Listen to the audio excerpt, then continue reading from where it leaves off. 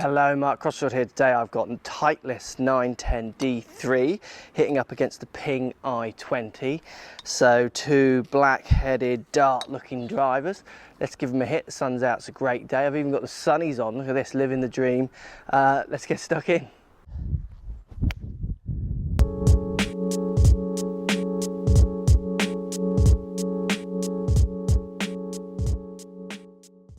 So, Titleist 910 D3 hitting up against Ping i20. Both of these drivers are built for golfers who, in theory, want low spinning, forward flying drives.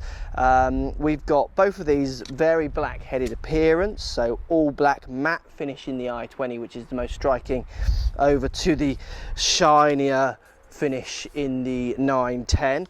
D3 is the smaller of the two 910 drivers, so the D2 is the bigger head, this is the smaller head. Obviously on 910 you get sure fit in the hosel, so you get lots of changeability, change the loft, change the lie, which then affects the direction. In the i20 you get nothing, it's just set as sit square, set standards, get your loft and get your shafts, and that's the club you got. So look, let's give them a hit and see which one comes out a little bit better. Now look, before the shaftanoids online start going on, I've got the shafts as close as I can on these two. We're not going to look at spin rate so much on this. I'm just going to show you what I think as I hit these two clubs and what I think they might do for your game and who might look at buying them. So look, let's start at Titleist 910 D3. I've got an 8.5 loft in both of these clubs. So first thing, when you put the 910 down by the ball, it looks nice. It's a classic Titleist shape, everything you'd expect, really nice looking shape. The sun's right up behind me today, so definitely can see that in the head, quite glary. Not that I would ever have noticed that before the old glare argument came with the white drivers, but it's there, I notice it now. Look, it's a good looking square. I've got it all set as neutral driver, and sure fit in this driver obviously is a great innovation. Let's give this a hit, set up as standard and see how it feels. I mean, I've used this club in the past, I do like D3. Here we go.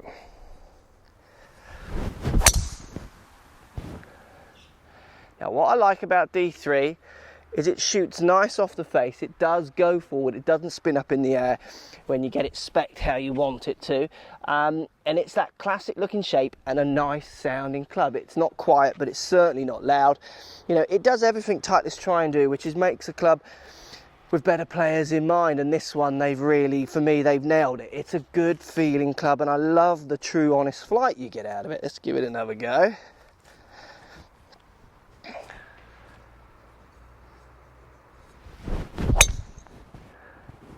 Slightly better hit on that one. That feels really nice off the face. I've got this Romback shaft in this one. It feels nice actually. It feels quite solid. So that's the 910 D3, small headed one.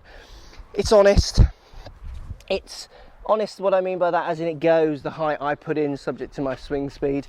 It's certainly not spinning up in the air. If I was hitting this into the wind or downwind, I feel like I could really maneuver this club around. It's a really well-made driver. So if we compare that up against the i20 from Ping, so noticeable difference in the glare. There's no glare with this one with the matte finish. It looks absolutely stunning. I do love the look of i20. For me, it looks slightly better than the D3 because of that finish. I really like the look of that finish. Let's give it a hit and see how it feels. Putting it down by the ball, sits nice and square. It's a nice shape. I do like the line-up line better on Titleist. I don't like these line-up lines you get on the top of Pings. Here we go. Let's give it a whack.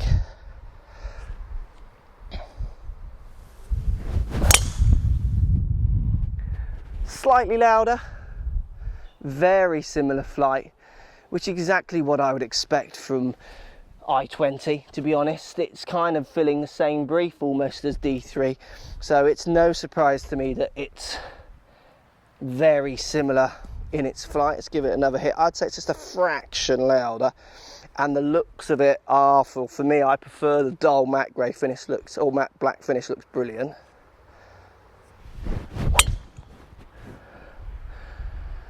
Yeah, feels great. I mean, out of these two, it's very hard to pick. You've got to be getting fitted for these if you are choosing these. I'm choosing i20, I think, on looks over D3.